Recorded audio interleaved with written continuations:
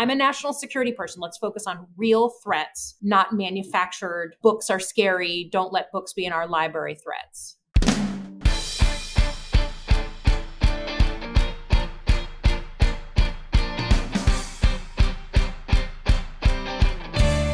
Hello, and welcome to the Politics Girl podcast. I'm your host, Lee McGowan. Let's get into it. Today's pod is part of a series called Road to 24, which, as we lead up to the 2024 elections, will deal with the issues, organizations, candidates working to save our country's democracy and create a government that works for all of us. With that in mind, today's guest is Michigan Congresswoman Elissa Slotkin, who is running to replace longtime Democratic Senator Debbie Stabenow. A third-generation Michigander, Elissa's great-grandfather came to the United States through Ellis Island, founding a family meat business that would go on to create a number of the food staples that people of Michigan love, like their famous ballpark frank. Elissa spent her early life on a family farm. Then, while at graduate school in New York, her life was changed by 9/11, and she was called to national security. After being recruited by the CIA, Elissa served 3 tours in Iraq alongside the U.S. military, then in the White House State Department under President Bush and President Obama, and finally at the Pentagon. She currently represents Michigan's 7th District in Congress, first elected in 2018 in a Republican +4 seat, then re-elected in 2020 as one of only 7 House Democrats to represent a seat Trump also won, and then clearly did her job as she was re-elected in 2022 by nearly 6 points, really turning her district around. So Elissa has represented her country and her district, and now she wants to represent her state in the Senate. I'm having her on today first so you can get to know her and hopefully be inspired to help her campaign, but also to give you a sense of how difficult the Senate map is for Democrats in the next election and why everything we do right now counts. We can't afford to lose a single seat in the Senate, or we risk returning control to the Republicans, who have already shown us they have no interest in governing.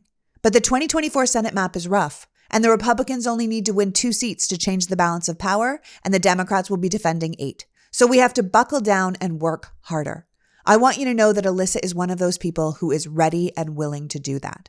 So without further ado, please welcome my guest, Congresswoman for Michigan's 7th District and Democratic candidate for Senate, Elissa Slotkin. Welcome, Elissa. Thank you for having me. It's great to be here. As a big supporter of democracy, I'm a huge fan of Michigan politics. You guys are really showing us how it's done up there.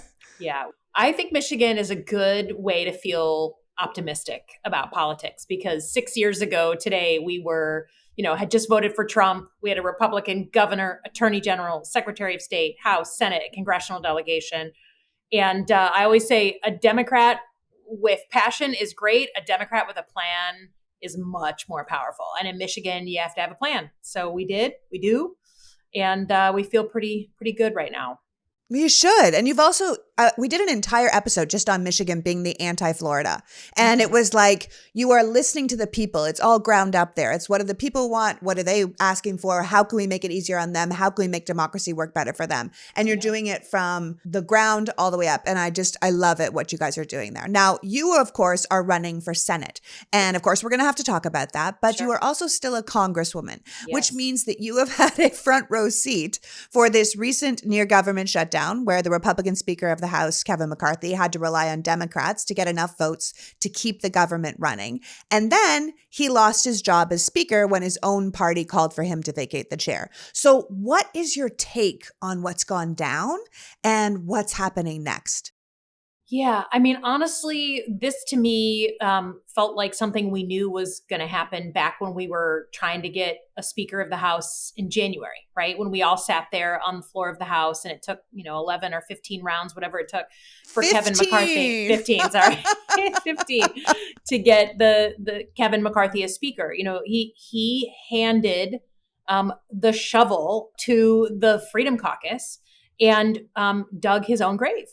And that's what we saw come to roost this past week. And I think that the Republicans are having this internal fight, which I'm glad they're having it, right? I'm glad that they're having this extremist versus kind of more normal. I'm glad they're pushing and pulling on each other, but it unfortunately means to the rest of the country that it feels destabilizing, right? That we don't have a Speaker of the House. The government is going to run out of money on November 17th. So I'm really committed to making sure as soon as possible we get a new Speaker. And frankly, I think that we should all be invested in having that happen. How that's going to happen, honestly, it's as good as your guess is as good as mine. I mean, it is really going to be a messy, I think, week or two here. And I think people need to understand that there's a lot of people out here saying that it's the Democrats who voted against Kevin McCarthy. It's the Democrats that removed Kevin McCarthy as Speaker. And it is true that the Democrats did not vote for Kevin McCarthy to remain as Speaker, but the rule to call a vote to vacate the chair by only one person was proposed by Republicans, agreed to by McCarthy, and then the Republicans called for a vote. The Democrats had nothing to do with that part. And we have to remember that the Democrats have no power over these decisions. Yes, they could have saved him when the vote was called, but the question would be, why would you guys do that? Because the minority party is under no obligation to vote for someone other than their own leader to be Speaker. Ultimately, who runs the House is not the minority party's choice, and they aren't responsible for who the majority party chooses to lead them.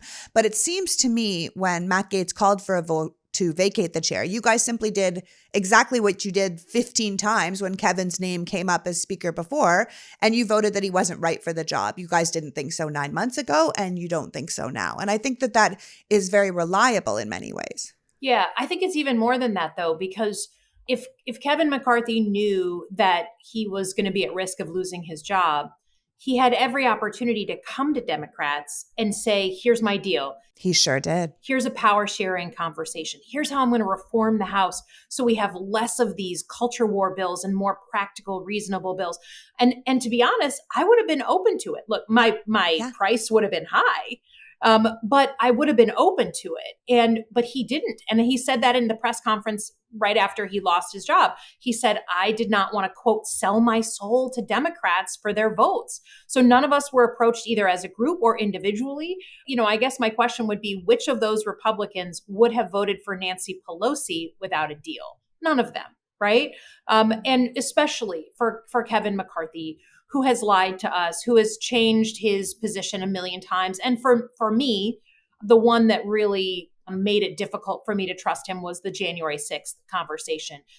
Right after an armed insurrection where we barricaded ourselves in our offices, he came out and said, this is unacceptable. We need an inquiry. And then 2 weeks later reversed himself. So I'm not going to vote for someone like that unless they're giving me something that really is going to help my constituents, that's really going to move legislation forward. And he said very openly, I did not want to deal with Democrats. So here we are. Yeah, here we are. I mean, I think that that's exactly the point. People need to understand that. Like, Kevin probably could have got enough Democrats on board to allow him to keep his job if he had compromised or offered something that the Democrats might have wanted. Funding for Ukraine, power sharing on committees, a clean budget to fund the government longer than 45 days. Any sort of reasonable negotiating offer probably would have gone a long way with a lot of people. And the Democrats had just voted to save his hide by voting to pass his bill to keep the government open. And Kevin thanked you guys by going on TV and blaming you for wanting to shut the government down when it was his own party that voted to do that. So he took credit for keeping the government open when it was Democrats who gave him the votes. And then he turned around and was like, why won't these people vote for me to stay in power? None of that makes any sense. But I think we are going to have to sort of watch what happens with this, because obviously who's in line right now, who they're choosing to be the Speaker, and the names that are being floated are truly terrible. Jim Jordan, Steve Scalise, Elise Stefanik. These are, in my opinion, bottom of the barrel people. And I think if our expectations were that the Republican majority couldn't do the job, then I think they are, as Elise Stefanik said on the floor, exceeding our expectations. So we'll just have to wait and see what happens. But I think we need to remember that part of this job of being in Congress is to govern. And the Republicans keep showing us over and over again that they don't actually want to do the job part. Yeah. I think the thing that's important too is that they have a very slim majority, but it was exactly the same as the majority that we had last Congress as Democrats. And Lord knows that is hard to manage, right? But on a number of our big pieces of bipartisan legislation, I'll be frank, we had some members from the left of the Democratic Party who didn't want to vote on some of this legislation. So a lot of our big legislation, we needed a handful at least of Republicans to come with us. And that's how we passed the CHIPS Act, for microchips. That's how we passed the bipartisan infrastructure bill. Like, that's the process I think they're going to have to go through, is that sometimes if you want to actually move things forward, you are going to have to work across the aisle.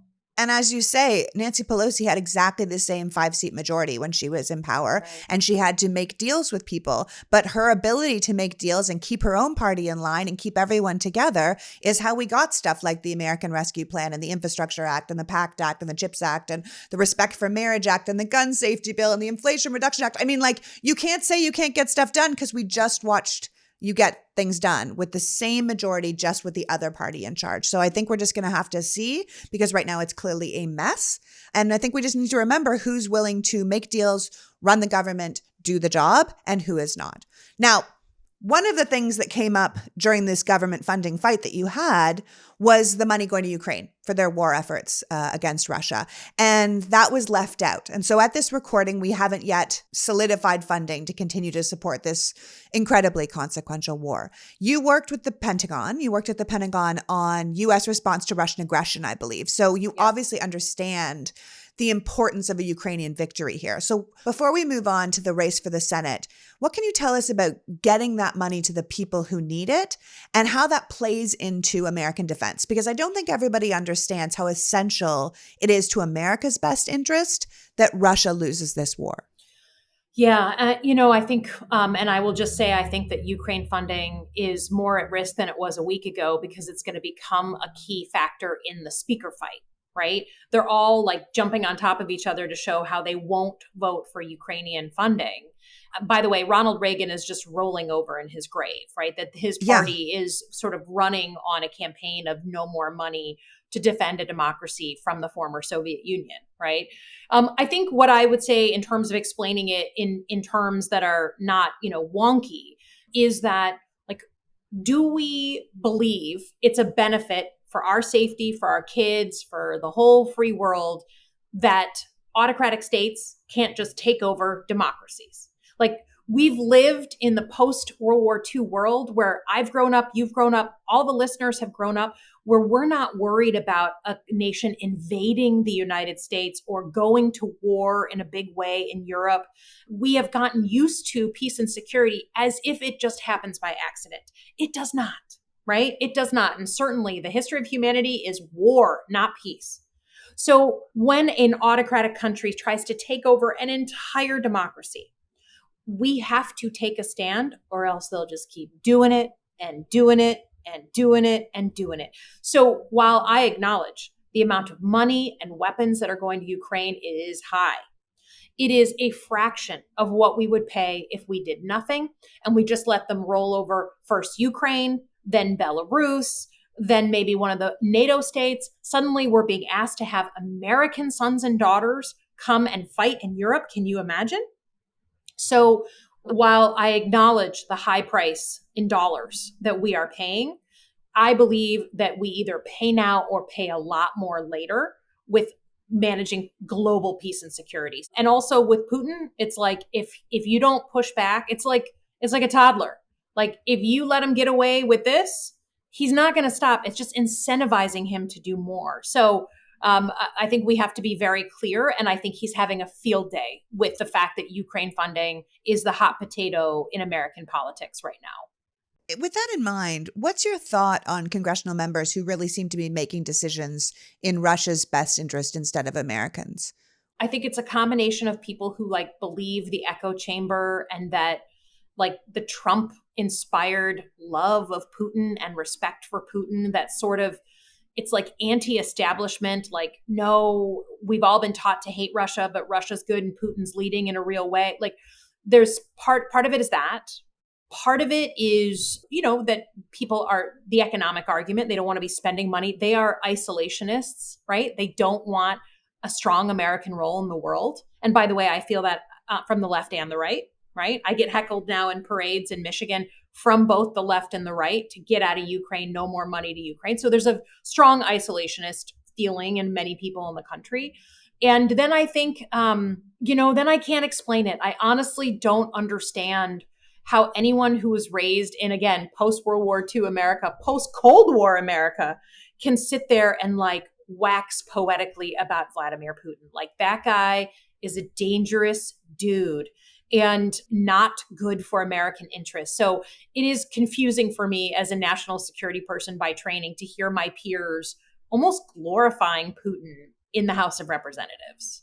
It's insane. Yeah. It is. It does feel insane to me too. And the president called on the majority of the House Republicans to keep their word and secure this passage and support the needed help to Ukraine as it defends itself, right? We are an indispensable nation when it comes to this kind of thing. And if America doesn't stand up for democracy around the world, then, who really are we? And I think you just had vote vets in DC calling out the Republicans for sidelining Ukraine when they need us most, because we need to be committed to democracy and freedom. And if we aren't there, we're just going to have it, like you said, steamrolled everywhere. So we need to be really careful about that, because I do think that Ukrainian victory is the only way to a secure and safe world. Mm-hmm. And look, we know that this can't go on forever. Zelensky knows this can't go on forever, but you want to put him in as strong a position as he can be so that when he decides to go to negotiations, he's in a position of strength. That's what we're trying to do. We're not trying to do this for 10 years. We're trying to set him up in a strong position to get back the rest of his occupied country. Yeah. And maybe the children. Now you are running for Senate. And I was explaining in the introduction how essential it is to not only win your seat, but to keep the Senate in Democratic hands, because that is key to our government running functionally. Democrats right now have an incredibly slim margin in the Senate. We had a 50-50 split. Now it's 51-49, but a couple of those votes are definitely not guaranteed. And in 2024, Democrats are going to be defending 23 seats, while the Republicans only have to defend 11. But it's also an incredibly hard map.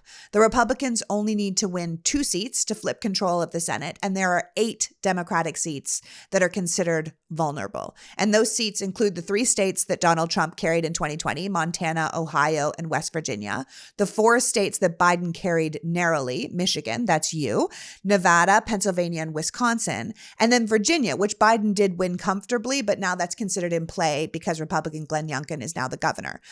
And in contrast, there's no Republican senators up for re-election in states that Biden won. So what is your take on the Senate map? What's your take on where we're headed here? So, I mean, you basically outlined it, right? We are playing defense, particularly in these states that Trump won. I mean, that is the most important place, for us, I think, to think about for the Senate. But I also feel like in American politics, the world is changing every 18 months. What worked in the last election doesn't work in this election. The mood in the country 18 months ago is going to be different from the mood of the country a year from now when we're voting. So I don't think we can sort of like say common wisdom says we're in trouble, or common wisdom says, because I think we're like a giant mixing bowl in our political system. And you have to have your ear to the ground. I know that in Michigan, like you said, we're very proud of what we've done, but now people outside of Michigan are like, oh, you guys are a blue state. And everyone inside of Michigan is like, no, we are a swing state. We swing. That means when we have one party control, people like to swing to the other side. So all I can say is we shouldn't take what happened in the last election as a good indicator of future elections. We are going through what I believe to be a decade of political instability in the United States of America. I used to study other countries for a living. They would have these 10 or 12 years where they were so polarized internally, so turned against each other. They wouldn't pass a law here, that you couldn't sign a treaty with them because they just revoke it the next week. We are in one of those decades of political instability. We will get through it, but we are in it. And in that, I just don't think anyone is a great prognosticator of what's going to happen, 14 months from now. But we got to play defense and we got to work. We actually have to have a plan. I hate to say this, but it is not enough to be outraged on Twitter. You have to know what your team in your state is working on, and you have to get up and help them do that. That's what we did in Michigan, and that's what I advocate. Now in Ohio, they're going to have really important ballot initiatives. Like, we need to help our friends and not forget our friends in the middle of the country, please. Oh, no, absolutely. But I also think you're exactly right. Like I say all the time, people keep saying that the deck is stacked against Senate Democrats in 24. But I believe that there's such a difference between the two parties right now. It's never been more stark. And I think that changes the game, right? The next big election is not about voting for a marginal tax rate that you prefer or conservative versus liberal values, whatever you think those might be. It's a decision between whether the government should be democratic or not, whether you believe the president should have unilateral control over the country, or if that person should be working with Congress and answerable to the people. We're deciding between a country of violence where we do things like shoot shoplifters in the street or ban guns to protect people on the streets. And of course, the 2024 election is also the choice between a country where we have the freedom to make decisions over what we do with our own bodies, or a country where the government gets to make our most private decisions for us. So this isn't a normal election. So I don't think we should be looking, as you said, at these maps like the whole thing is going to play out as it normally does, right? That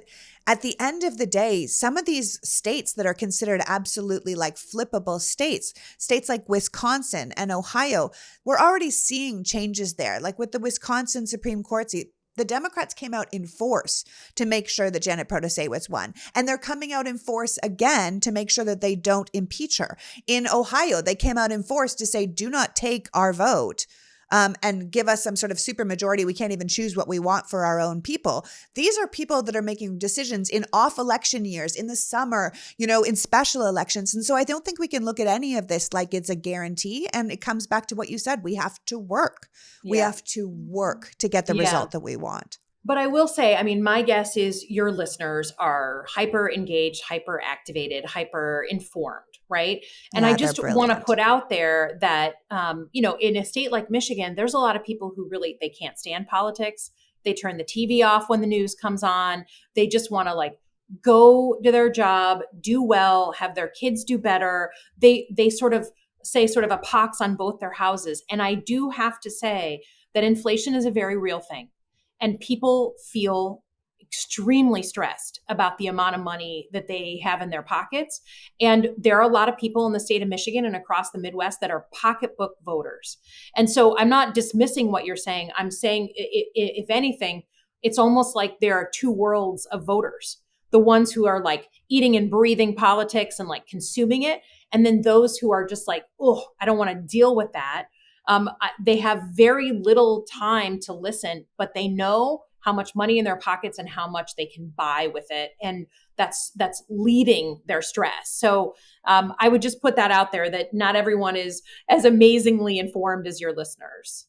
Oh, yeah. What do you think we do, though, about pocketbook issues like you're saying? Because I've always said that the right to have an abortion is a pocketbook issue. Mm-hmm. You know what I mean? The amount of people at your kitchen table is a kitchen table issue. If you are forced to have a baby and leave your job, or if you can't afford to have the baby that you're being forced to have, that is an economic issue. So I always feel those two things are often separated, and yet they are so enmeshed. So how do you think we reach out to people that are, say, turn off the TV political voters, but you want to reach them? Because a lot of the inflation issues, America's doing great compared to the rest of the world, quite frankly.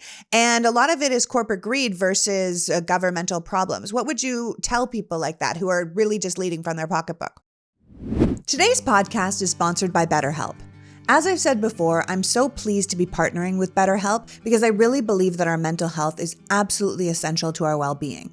Do you ever find that when you're trying to fall asleep, your brain suddenly won't stop talking to you? That your thoughts race before bed or at other inopportune moments? Well, one of the ways we stop all those thoughts from rambling around in our head is to talk them through. Therapy gives you a place to do that, a place to disrupt your negative thought cycles or worry and find some mental peace. I write things down so I can talk to my therapist about them. It allows me to get things out of my head and work through it later. There's a lot to think about in our lives. You don't have to have experienced a major trauma to benefit from therapy. Just living in this world, trying to get by, takes a major toll. Why not lighten the load with someone who can help you cope and set boundaries, or just figure out why you keep doing the same thing over and over? Ultimately, we all want to be the best versions of ourselves, and therapy helps us get there. So if you're thinking of starting therapy, give BetterHelp a try. You don't have to go anywhere. It's completely online, designed to be convenient, flexible, and suited to your schedule. You just fill out a brief questionnaire and get matched with a licensed therapist, and you can switch therapists for any reason for no additional charge. Get a break from your thoughts with BetterHelp. Visit betterhelp.com/politicsgirl today to get 10% off your first month. That's BetterHelp, spelled HELP.com/politicsgirl. Okay, when I'm working, which is all the time, it's difficult to keep up my healthy eating. I have a coffee and then I often forget lunch, which leads me to panic eat cereal or snacks around 4. This is not ideal and it is certainly not feeding my brain, which is why I love Mosh bars. Now, I've been really clear that I'm not a protein bar person. It's always been a texture thing for me. So in the past, they haven't been an option. I recognize that they're good for people like me who are on the go, but I don't like them, so I don't eat them. And then I tried Mosh. Mosh is a protein bar made for your brain. It supports brain health with ingredients like lion's mane, collagen, and omega-3s, but it also has 12 grams of protein, only 160 calories, and 1 gram of sugar. So if you're busy, but your body needs fuel, nourish your body and mind with a guilt-free snack of a Mosh protein bar. Mosh even has a new line of plant-powered protein bars in 3 delicious flavors for those of you who want all the protein and brain support of the original bars, but with plant-based ingredients. Mosh bars were founded by Patrick Schwarzenegger and his mother Maria Shriver, who are on a mission to make a difference and are donating a portion of all proceeds from Mosh bars to support brain research at the Women's Alzheimer's Movement at the Cleveland Clinic. Mosh protein bars were formulated by some of the top neuroscientists and functional nutritionists to help benefit the research of some of those same people. This is good people making good things for good reasons. So head to moshlife.com/politicsgirl to save 20% off plus free shipping on your first 6-count trial pack. That's 20% off plus free shipping on your first 6-count trial pack, which includes all of their delicious flavors. And my personal favorite is lemon white chocolate. That's moshlifE.com/politicsgirl. Mosh protein bars will keep your brain and your body fit, fueled, and feeling good. What would you tell people like that who are really just leading from their pocketbook? Well, the first thing I would say is anyone who wants to have that conversation needs to lead with an economic message, right? We need to talk about the future of work, right? What are we, and I'm from a manufacturing state. So making sure we're doing as much as we can policy-wise on job creation, business, entrepreneurialism, jobs with dignity. I mean, that's what this whole UAW strike is about, right? Is like, are we going to believe in a strong middle class in America? Like, is that still a thing that we aspire to? Can you get in and stay in the middle class when you work 40 hours a week and stay out of trouble? So I think we're seeing that conversation play out literally in the strike. And then how do we deal with the insane costs of healthcare, prescription drugs, childcare, post-secondary education? That to me, that middle class, that shrinking middle class is the greatest threat to the United States. And I say that as a national security person. And so that's like number one reason I'm running for Senate, because to me, that is the threat.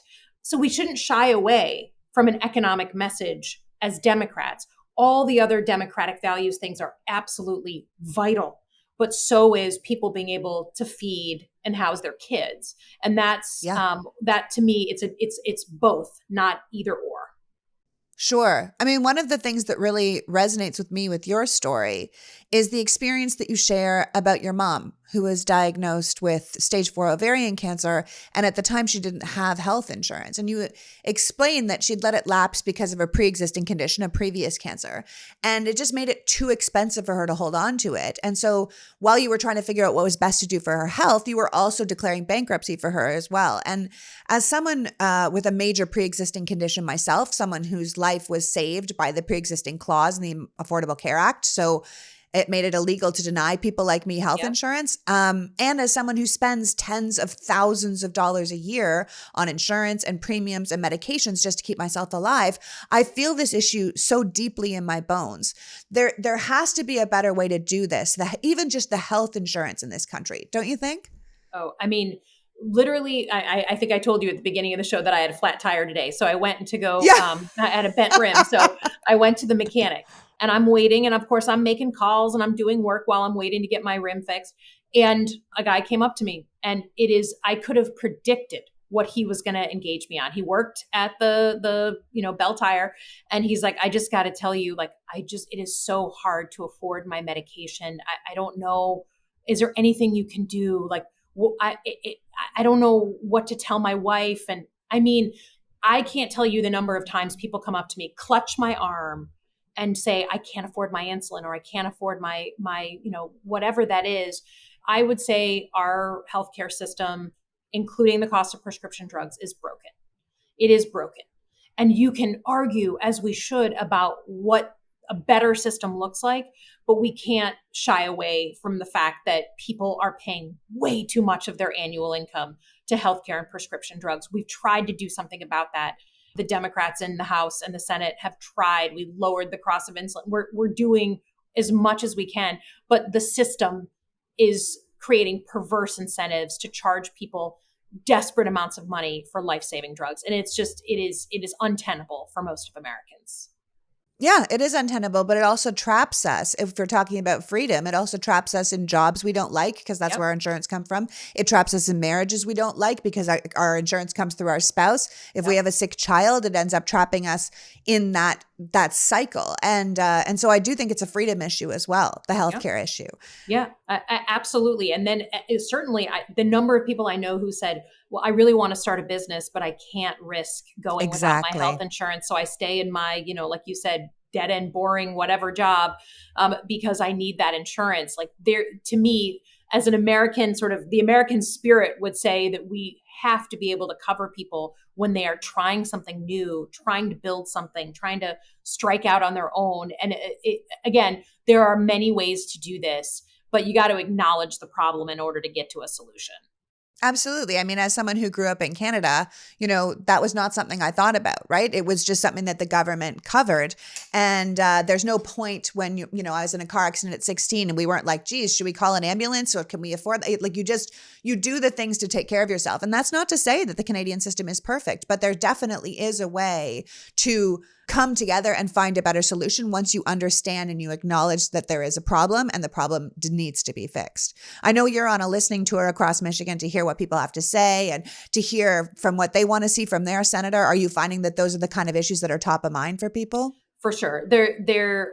What's the future of work? I'm in manufacturing now, but does my child have a path in manufacturing that's a middle class path? And then it's, how do I afford the insane costs that I need to live, right? Basic things. So it's all part of that like kitchen table economics. There's definitely, for sure, making more things in America. We're in Michigan here, so we always want to make more things here, especially critical items. And then protecting our kids from the things that are truly harming them. And I say truly because I mean truly. What is truly harming our kids? Number one killer of children under 21 in America is gun violence, right? In our communities, in our schools, by suicide and by accident.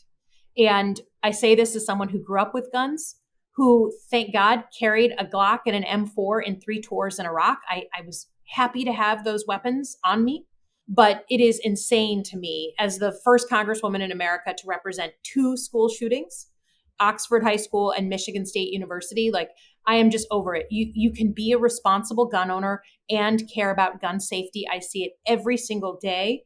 And we passed our first real laws in Michigan in 40 years after the Michigan State shooting. So I've seen it happen.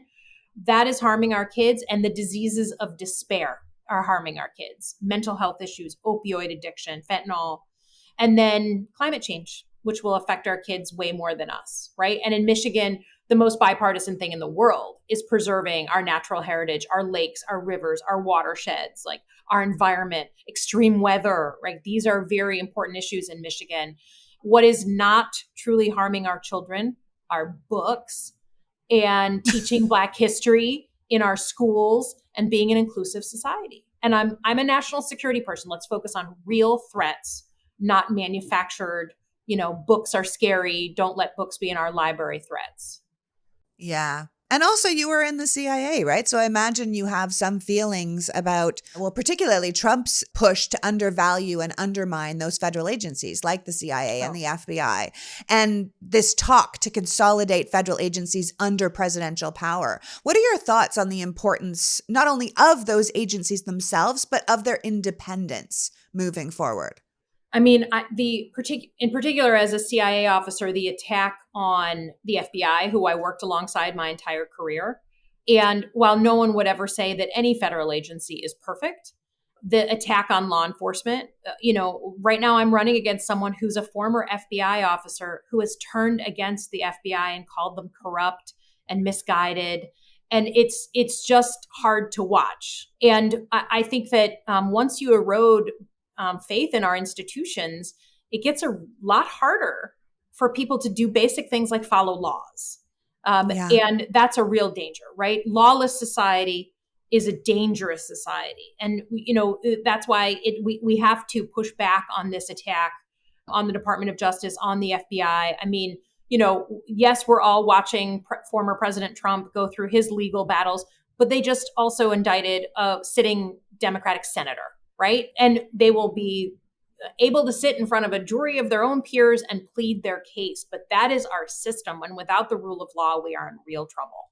Yeah, we are in real trouble. We say this all the time on the show, that like this idea of fighting fire with fire, and if they're cheating, we should cheat. And it's like, no, if we want to live in a rule of law, we have to abide by the rule of law. Even if that goes slower than what we would want, we must do it, because if both sides abandon the rule of law, then there is no rule of law. So we need to do it. At the end of the day, independent analysis, which of course you and I have said we have like less faith in, has the Senate flipping to Republicans and the House flipping to Democrats. Now, the House makes sense to me because you work there. We can all see it's incredibly dysfunctional, and it should probably not be too hard, hopefully, for the Democrats to flip it back to their own power. But we've been here before with the Republicans in charge of the Senate, making sure that every single piece of legislation the Democratic House passes dies before it gets to the Senate floor. And we obviously can't allow that to happen again. So what would be your sort of final thoughts on what we should all be doing to get the House back, but also to retain Democratic control of the presidency and state? I think it goes back to what you were saying before, right? Have a plan, outrage isn't enough, and we have to work. Yeah, I think in terms of flipping the House, our friends in California and New York need to have a real plan. We lost the majority out of those two states. Frankly, 5 seats in New York alone was devastating. And we are poised to flip the House, but we need those states to have a real concrete plan in those specific districts, right? Because all politics is local. So that's number one. And if you live in those states, like ask the question, prompt, agitate, get the plan, et cetera. Number two, the truth is that voter turnout is critical in national races, like the presidential, but also big Senate races. And we always say this as Democrats, right? If people who didn't vote actually either were motivated to vote or were able to vote easily, we would win many, many more elections. So what can you do in your community to increase voter turnout, either by registering people, right? The like Stacey Abrams model of like teach a man to fish, register people, let them vote in many, many elections instead of just focusing on one cycle, right? Yes. Or like when it comes down to making sure the people who are registered go and vote, what organizations can you hook up with that are focused on that turnout? And those to me feel like essential things in these elections, certainly in the presidential, but also in those big state elections. Yeah. And we do talk to a lot of those people on this show, everyone from Field Team 6 to States Project to NARAL to Emily's List, people that are getting out the vote, that are out there really making a difference, swing left. And I think, knowing that to retain control of the Senate, the Republicans only need the 2 seats, but it only drops down to 1 seat if the GOP presidential nominee wins, because of course the GOP presidential nominee would have a VP being the tiebreaker in the Senate, just like VP Harris is right now. But I think we want to be really clear to the audience and let them be really clear to the people that they know that if the GOP presidential nominee wins, whoever that might be, right now it's really looking like it's going to be Trump, I'm not entirely sure how much Congress will actually matter, because Trump has been very clear that he's going to gut American democratic institutions and replace people with anyone who isn't completely loyal to him. He's told us he plans to solidify the power of the entire federal government around the presidency. He's talked about encouraging violence against those he doesn't like, locking up anyone he sees as a political enemy. He's literally promising to do everything that he's currently accusing the Democrats of doing. But while actively kind of admitting that you can't actually do that in America within the confines of our current government. So he's going to have to change the laws in order to do that. So I want people to understand that Donald Trump being reelected, or a Republican of that vein being reelected, is essentially the end of the democracy as we know it. So 1 seat, 2 seats, 10 seats in the Senate won't really matter as much if Donald Trump isn't soundly defeated, because we'll have allowed a dictator to take control of the richest, most powerful nation in the world. And that is something we can't allow to happen. So what can we do with you? What can we do to help you win your seat? How can people who are listening help you be the next senator from Michigan and help retain democracy in the Senate? Well, certainly for the Michiganders out there, come and volunteer. Go to our website, come and sign up and volunteer. We've got a lot going on, and it'll only increase between now and the obviously the election. You can volunteer, from further away and help us with texting and postcard writing and all those kinds of things. Post this podcast, so that no more people get to know us, and then support voter registration and voter turnout organizations. Those to me are the concrete things. And then I just have to say, I don't know if you've done an episode on this, please don't vote for a third party. We just did one. Okay, good. It's just an absolute spoiler. Math. It's math. Okay. And I think people forget that if Jill Stein had not been on the ballot in Wisconsin, Michigan, and Pennsylvania, just 3 states, then Hillary Clinton would have won the 2016 election. And I know for some people it's really enticing and interesting. RFK is about to do a big rally in Michigan. I mean, it's like, I know there's lots of, on sort of multiple ends of the spectrum, there's third parties. I am deeply worried about third parties being spoilers. And I like math, and look at what third party participation has done in the last 20 years, particularly for the Democratic nominee. Just look it up. It ain't good. Yeah. And I say to people all the time, it's not that the third party itself, it's not that we're just telling you have to vote between a Democrat and a Republican. No. It's that you have to choose between those two for the presidential election. There is no third party that will ever get that presidential nod. That is not going to happen. It is, like you said, it is strictly math. If you love Green Party policies, then vote for Green Party candidates at your local level, for mayor, for Senate, for Congress, and put more Green Party people in there to start pushing the direction that you want to go. Years ago, we wouldn't be even talking about making sure congressional people couldn't trade stocks. That is something that has come up through the system as a groundswell. And that is how you make change at that level. But you don't just put a Green Party or a Libertarian or a No Labels or an RFK, whatever he ends up running as, and they're the president and everything changes. That's not how the system works. And a third party cannot mathematically win the job. So all you're doing is voting for the party that you are most closely aligned with not to win. That is what ends up happening.